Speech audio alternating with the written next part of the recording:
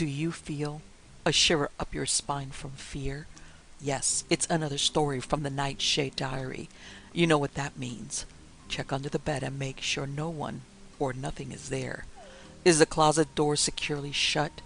Then leave your disbelief behind. Amp up your imagination and hang on tight for another ride into terror and mystery. And like all good horror stories, just imagine it's a dark and stormy night.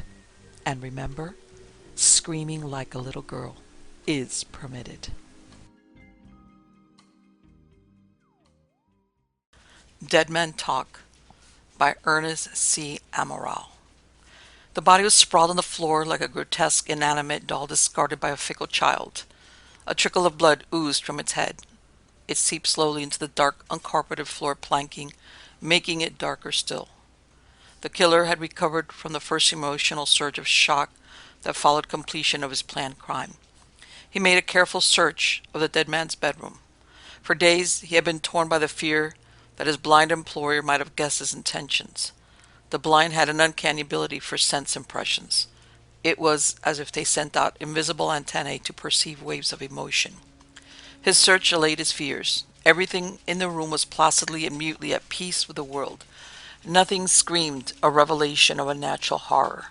The dead man's clothes hung emptily in the closet. The old ship's radio uniform with the gold on the sleeve stood out sharply among the dull, prosaic wear of everyday existence. Over the fireplace mantel, the gleaming fishing rod testified silently to the old man's interest. It had been his pride. An enchanted wand, he had called it. Fish came to it like iron filings to a magnet. Even his good friend, the sheriff, had gruffly and testily admitted its magical powers as he returned empty-handed beside his laden fishing companion. The killer left the room. He set about rearranging the picture of death in the kitchen. He lifted the dead man's head and dropped it with a sickening thud against the heavy metal stand holding the fire irons. The blood stained it a dull, lusterless red like cheap thin paint. He picked up the poker that had been under the murder weapon and washed it in the tin sink of the farmhouse. Returning to the fireplace, he worked it back and forth in the hot ash powder before replacing it in the stand. He kicked over a footstool. Several other touches completed his work. The picture still held the aura of death. However, instead of murder, it now suggested an unfortunate accident. A blind old man had tripped and cracked his skull open. It was as simple as that. The killer now reached down and clawed at several of the bricks forming the hearth.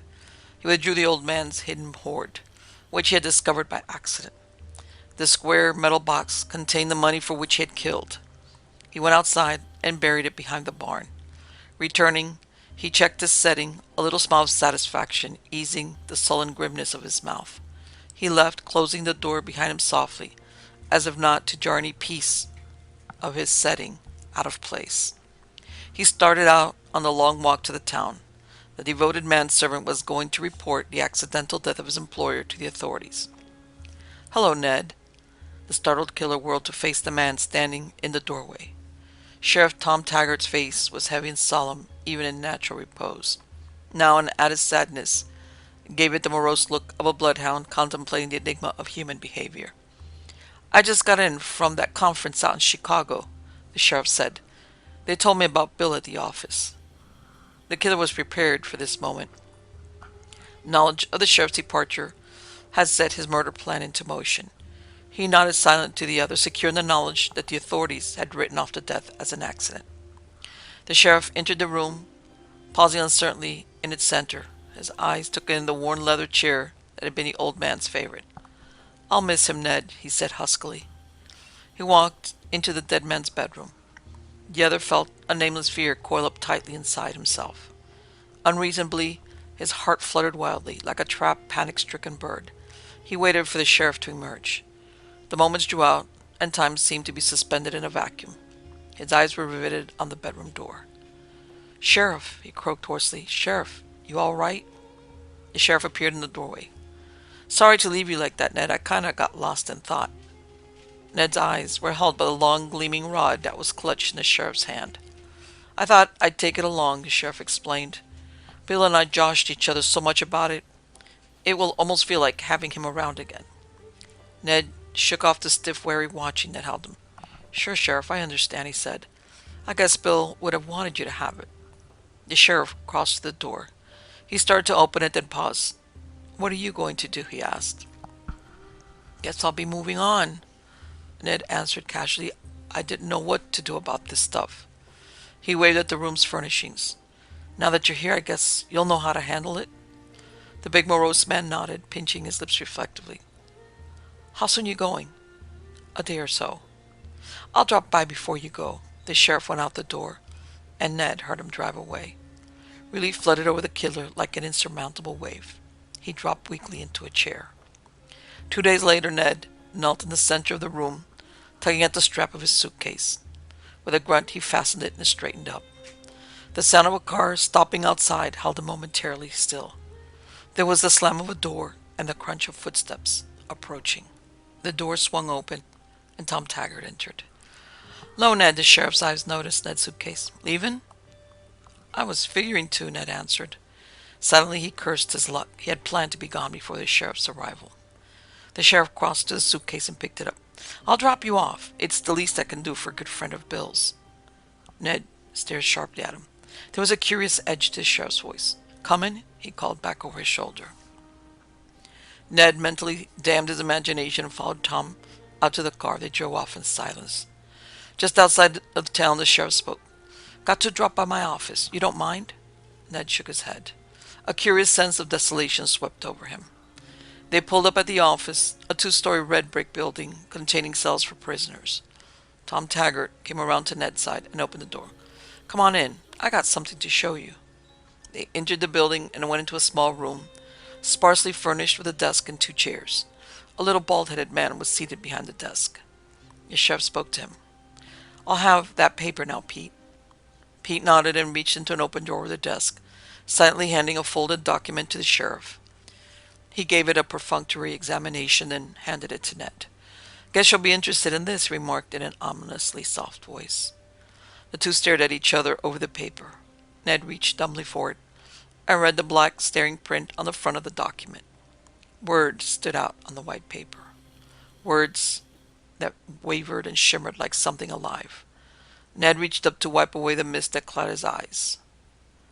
The words came into focus. Warrant of arrest, Ned Randolph. The next half hour was a blank in Ned's mind. There had been the paper, and now it was the cell with a cot in the corner and a high barred window above his head. He sat heavily on the edge of the cot. They knew he had killed his employer, that he had been able to retain. But how? The question kept plaguing his mind. How? A shadow fell across his face. He looked up to see the sheriff, his mouth open. "You're wondering how we found out, aren't you, Ned?" The sheriff spoke through the bars. His expression was more doleful than ever. "I don't mind telling you. Bill told us." Ned looked blankly into the sheriff's office. He shook his head in an effort to clear it. "I don't understand." "Bill left a message." "He couldn't have. I made sure. I searched everything." "Everything except the one thing Bill knew I would want," the sheriff rejoined. "You neglected the fishing line, Ned. The reel was tied in a series of knots. That seemed like an odd thing for a fisherman like Bill to do. I noticed the knots had an orderly pattern. After that, it was easy to figure out." Ned's jaw hung slack, and a dazed expression held his face. "Knots? I don't understand." "Morse code, Ned," the sheriff answered. "Ever hear of it? There are many ways to send a message with it besides tapping out what you want to say. You had a bad break there. You killed a man who had once been a ship's radio officer. He knew, with the uncanny sense of the blind, what you were up to before you committed the crime. He knotted a message on the fishing line knowing that I would want the rod as a keepsake." Morse code? Message? The knots represented dots and dashes. It took me a little while to figure out which was which. Want to hear Bill's last words, Ned? The sheriff withdrew a piece of paper from his pocket. "Money under fireplace, Ned knows, means to kill me." The sheriff looked grimly at the trap killer. "A message from the grave, Ned. He can kill a man, but that doesn't stop him from talking." Death's Old Sweet Song by George William Ray. They rode to the prison together, Sam Lester, the big homicide lieutenant, and Craig Manton, the girl's lawyer, in Manton's long, sleek car. It would pick this night to rain, Sam Lester said. Craig Manton had been drinking, and he was in a surly mood. It doesn't matter, he said. He watched the rain dance on the windshield. Why do they have to pick me? He spat out suddenly. I don't want to see the damn thing. Sam Lester rubbed his blue-tinged jaw. They're not too bad, he said through his cigarette smoke. Just a couple of jerks against the straps, a little bit of a smell, and it's all over. They're not too bad. Craig Manton swung his head around. Sweat stood out on his forehead. You're used to this, he said. That's why I wanted you with me.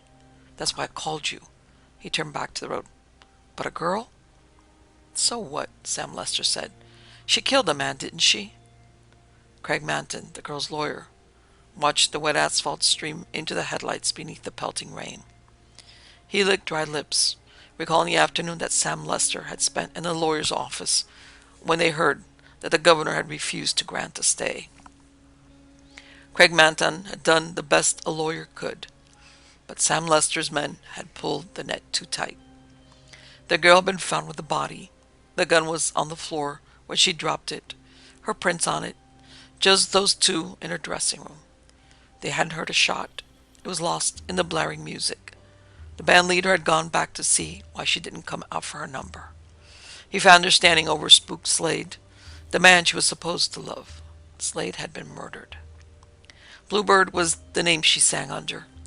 She had lived up to it, singing the blues as they should be sung, from the heart, not the lips. Sam Lester was a straight dick.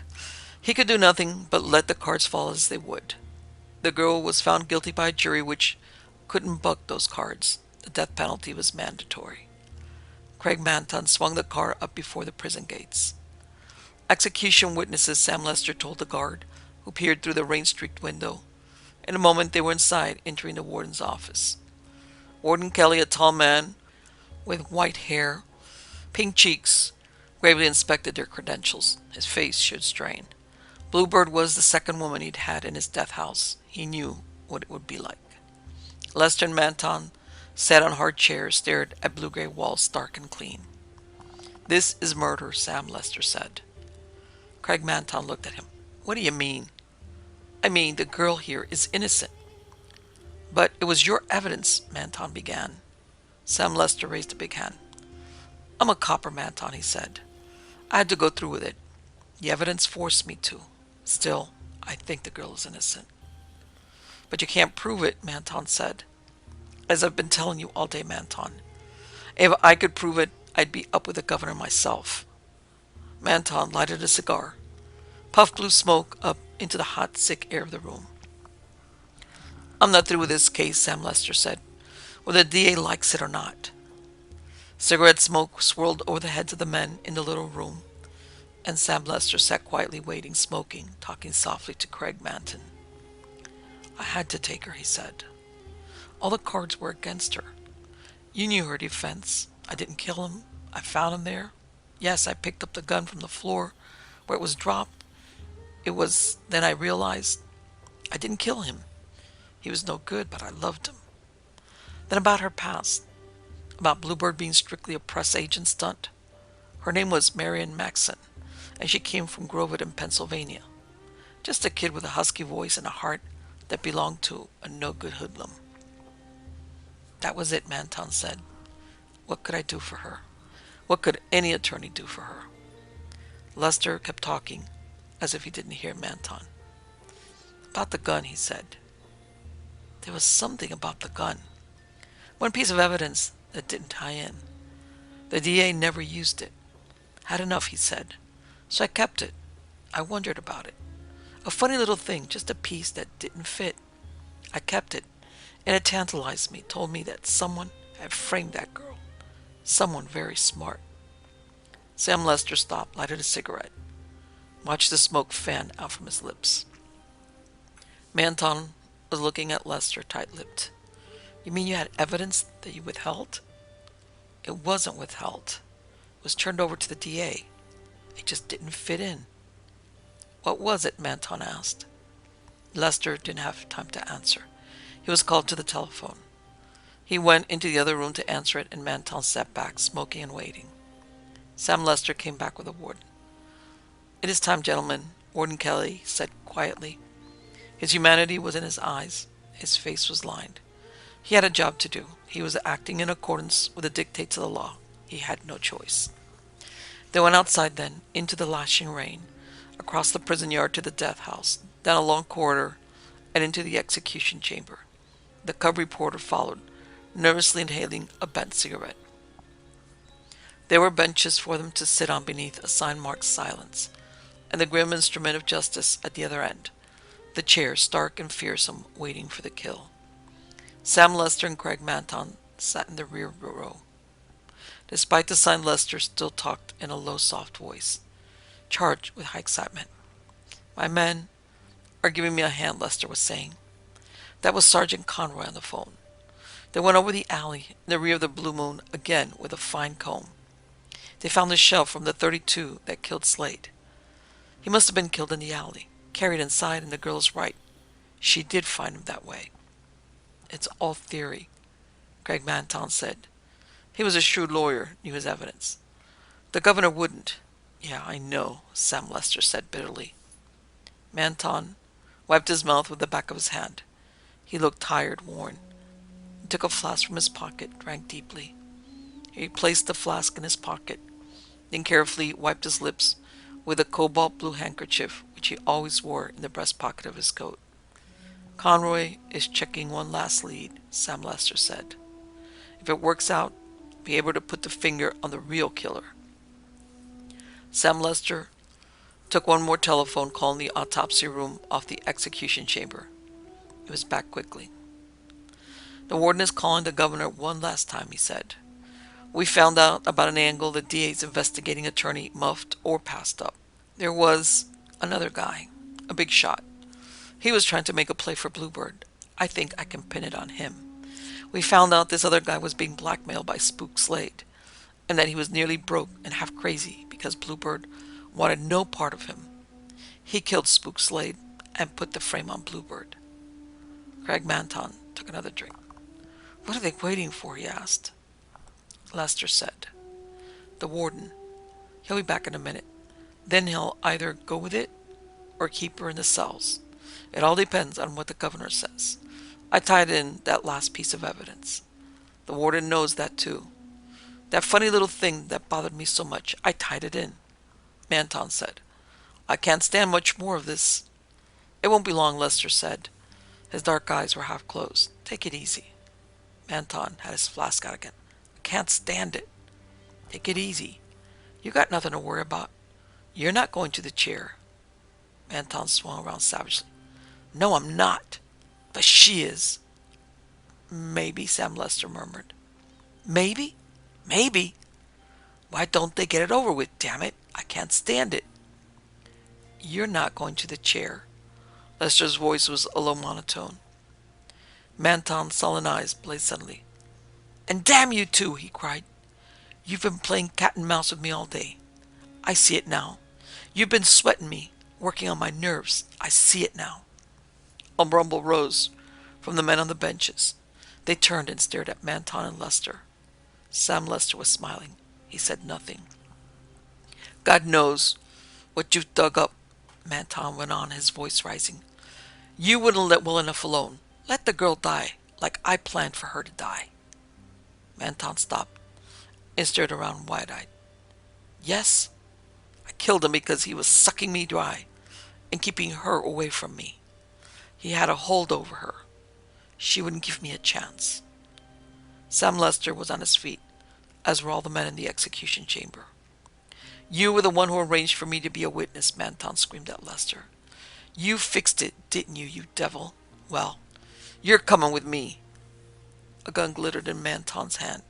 He swung it towards Sam Lester. At that instant, a sharp blue flame darted from the police positive of Lester's man, the detective who had been masquerading as the cub reporter. Manton's gun became a great weight in his hand. He dropped it and staggered back, eyes wide. Slowly he folded to the death chamber floor, gasping out his life. Sam Lester bent over him. "Get the doc," he said tersely. Lester took the cobalt blue handkerchief from Manton's breast pocket and an envelope from his own. The blue thread in the envelope matched the blue of the handkerchief. Sam Lester looked down at Greg Manton. It was on the gun, Manton, when you wiped the prints off. Just that blue thread, caught on the sight. Just a little blue thread to tie you up for hell. The Debt Collector by Maurice Lavelle. Ravenel, debt collector to the same bank for 10 years, was a model employee. Never had there been the least cause to find fault with him. Never had the slightest error been detected in his books. Living alone, carefully avoiding new acquaintances, keeping out of cafes, and without love affairs, he seemed happy, quite content with his lot. If it were sometimes said in his hearing, "It must be a temptation to handle such large sums," he would reply quietly, "Why? Money that doesn't belong to you is not money." In the locality in which he lived, he was looked upon as a paragon. On the evening of one collecting day, he did not return to his home. The idea of dishonesty never even suggested itself to those who knew him. Possibly a crime had been committed. The police traced his movements during the day. He had presented his bills punctually and had collected his last sum near the Montrouge gate about 7 o'clock. At the same time, he had over 200,000 francs in his possession. Further than that, all trace of him was lost. They scoured the neighborhood and the waste ground that lies near the fortifications. The hovels that are found here and there in the military zone were ransacked, all with no result. As a matter of form, they telegraphed in every direction to every frontier station, but the directors of the bank, as well as the police, had little doubt that he had been lain in wait for, robbed, and thrown into the river. Basing their deductions on certain clues, they were able to state almost positively that the robbery had been planned by professional thieves. Only one man in Paris shrugged his shoulders when he read about it in the papers. The man was Ravenel. Just at the time when the keenest sleuth hounds of the police were losing his scent, he had reached the Seine by way of the boulevard's exteriors. Under the arch of a bridge he had dressed himself in some everyday clothes he had left there the night before, had put the 200,000 francs in his pocket, and making a bundle of his uniform and satchel, had dropped the whole weighted with a large stone into the river and had returned to Paris. He slept at a hotel and slept well. In a few hours he had become a consummate thief. Profiting by his start, he might have taken a train across the frontier, but he was too wise to suppose that a few hundred kilometers would put him beyond the reach of the gendarmes, and he had no illusions as to the fate that awaited him. He would most assuredly be arrested. Besides, his plan was a very different one. When daylight came, he enclosed the 200,000 francs in an envelope, sealed it with fixed seals, and went to a lawyer. "Monsieur," he said, "this is why I have come to you. In this envelope I have some securities, papers, that I want to leave in safety. I am going for a long journey, and I don't know when I shall return. I should like to leave this packet with you. I suppose you have no objection to my doing so." "None whatever. I'll give you a receipt." He assented, then began to think. A receipt. Where could he put it? To whom entrust it? If he kept it on his person, he would certainly lose his deposit. He hesitated, not having foreseen this complication. Then he said easily, "Mon Dieu, I am alone in the world without relations and friends. The journey I intend making is not without danger. I should run the risk of losing the receipt, or it might be destroyed. Would it not be possible for you to take possession of the packet and place it safely among your documents, and when I return I should merely have to tell you or your successor my name? But if I do that, state on the receipt that it can only be claimed in this way. At any rate, if there is any risk, it is mine." "Agreed. What is your name?" He replied with hesitation. "Duverger. Henri Duverger." When he got back to the street, he breathed a sigh of relief. The first part of his program was over. They could clap the handcuffs on him now. The substance of his theft was beyond reach. He had worked things out with cold deliberation on these lines. On the expiration of his sentence, he would claim the deposit. No one would be able to dispute his right to it. 4 or 5 unpleasant years to be gone through, and he would be a rich man. It was preferable to spending his life trudging from door to door collecting debts. He would go to live in the country. To everyone he would be Monsieur de Rouget. He would grow old in peace and contentment, known as an honest, charitable man, for he would spend some of the money on others. He waited 24 hours longer to make sure the numbers of the notes were not known, and reassured on this point, gave himself up a cigarette between his lips. Another man in his place would have invented some story. He preferred to tell the truth, to admit the theft. Why waste time? But at his trial, as when he was first charged, it was impossible to drag from him a word about what he had done with the 200,000 francs. He confined himself to saying, "I don't know. I fell asleep on a bench. In my turn, I was robbed." Thanks to his irreproachable past, he was sentenced to only 5 years penal servitude. He heard his sentence without moving a muscle. He was 35. At 40, he would be free and rich. He considered the confinement a small necessary sacrifice. In the prison where he served his sentence, he was a model for all the others, just as he had been a model employee. He watched the slow days pass, without impatience or anxiety, concerned only about his health. At last the day of his discharge came. They gave him back his little stock of personal effects, and he left with but one idea in his mind, that of getting to the lawyer. As he walked along, he imagined the coming scene. He would arrive. He would be ushered into the impressive office. Would the lawyer recognize him?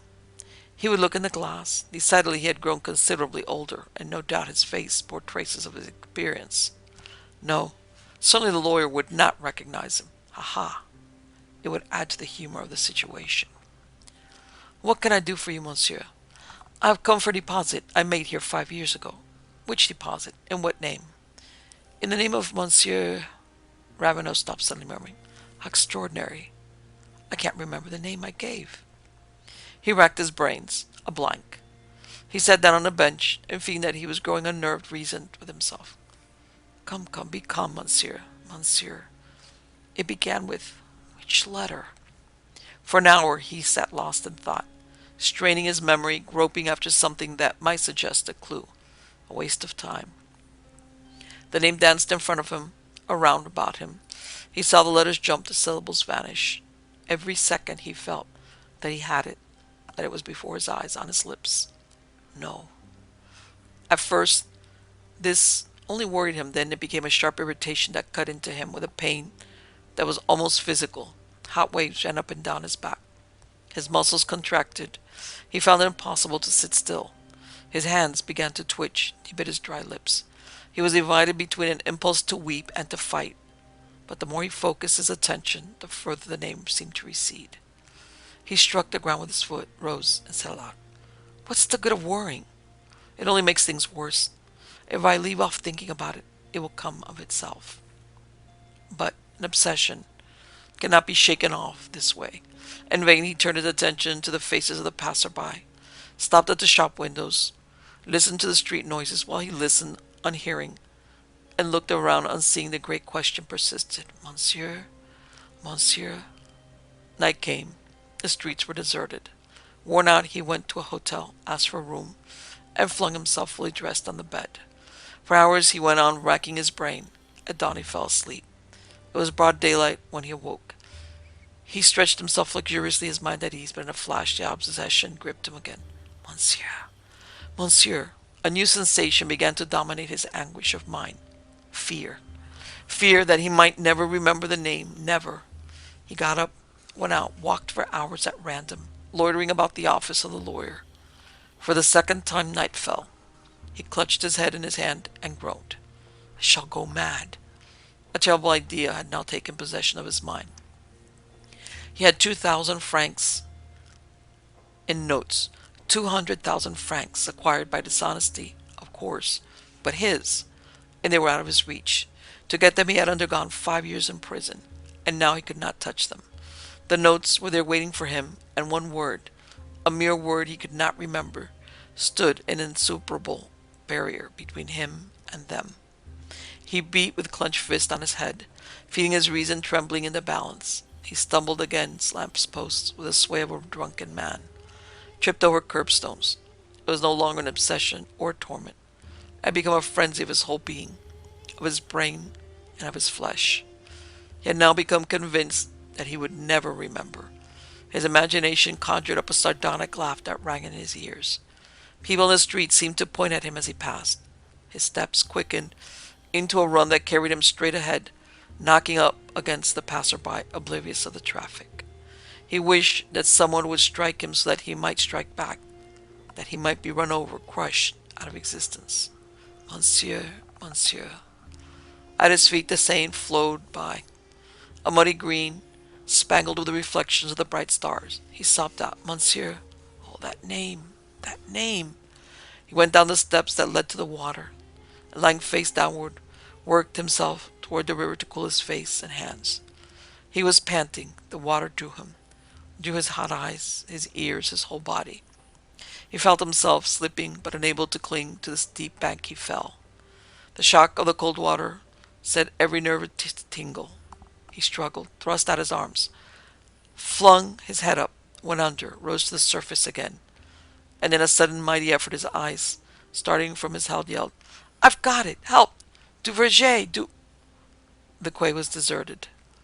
The water rippled against the pillars of the bridge. The echo of the somber arch repeated the name in the silence. The river rose and fell lazily. Lights danced on it, white and red. A wave a little stronger than the rest licked the bank near the moving rings. All was still.